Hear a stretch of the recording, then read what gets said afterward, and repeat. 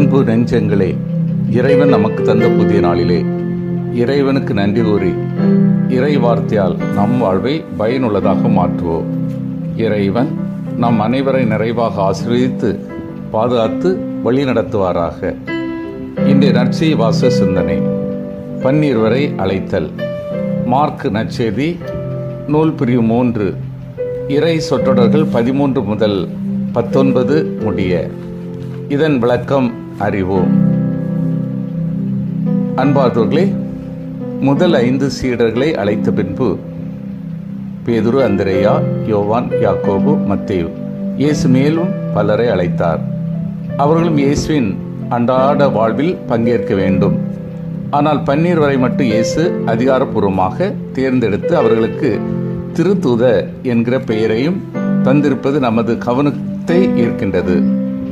ஏன் 12? கடவுள் அகில உலகையும் படைத்துவிட்டு தம் மக்களாக அவர் தேர்ந்து கொண்டது 12 கோத்திரங்கள் கொண்ட இஸ்ரேல் இனத்தை தான்.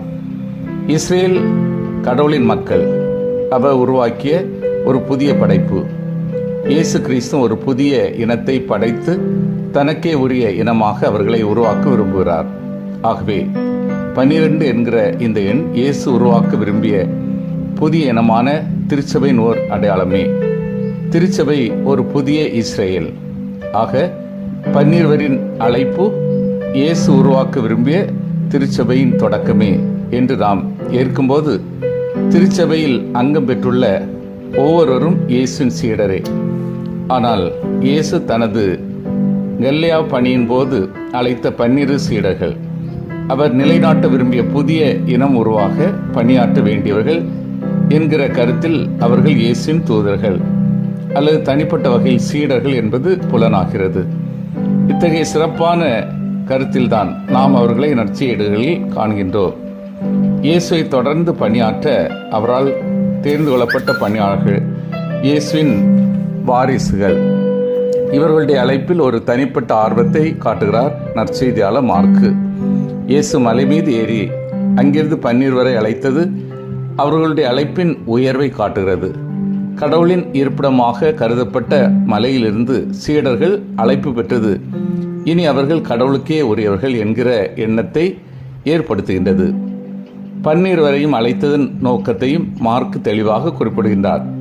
அவர்களுக்கு 3 தகுதிகளை இயேசு அளிக்க விரும்புகிறார். 1, தம்மோடு இருத்தல். 12 சீடரின் முதல் தகுதி இயேசுடன் அவர்களுக்கு இருக்க வேண்டிய நெருக்கத்தை சார்ந்தது. 2வது, நற்செய்தியை பறைசாற்ற அனுப்பப்படுதல்.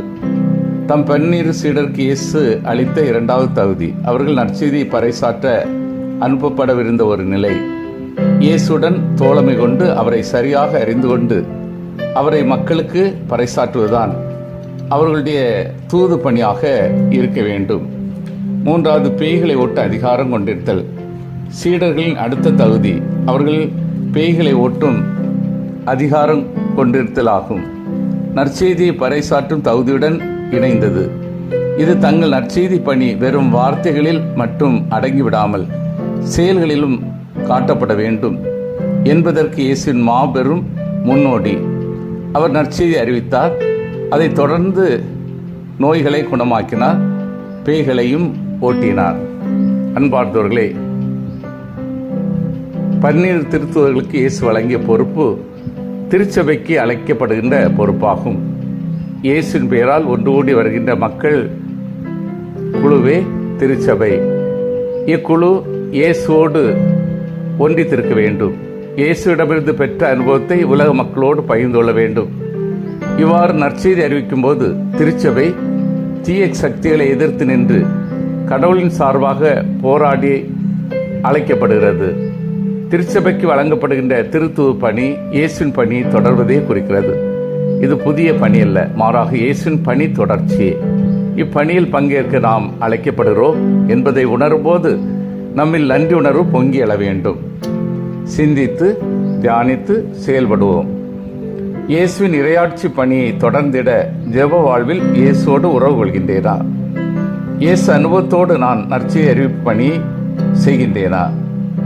மனித நேயத்திற்கு எதிரான தீய சக்திகள் அகன்றிட நான் உழைக்க முன் வருகின்றேனா? மன்றாடுவோமாக. வல்லமை மிக்க இறைவா, நாங்கள் அனைவரும் உமது அன்பு மகன் இயேசுவின் இறையாட்சி பணியை தொடர்ந்திட ஜெப வாழ்வில் அவரோடு உறவு கொள்ள செய்தருளும். இயேசு அனுபவத்தோடு நாங்கள் நற்செய்தி பணியை செய்யவும், மனித நேயத்திற்கு எதிரான தீய சக்தி அகற்றிட நாங்கள் உழைக்கவும் முன்வர உதவி செய்யும். ஆமேன்.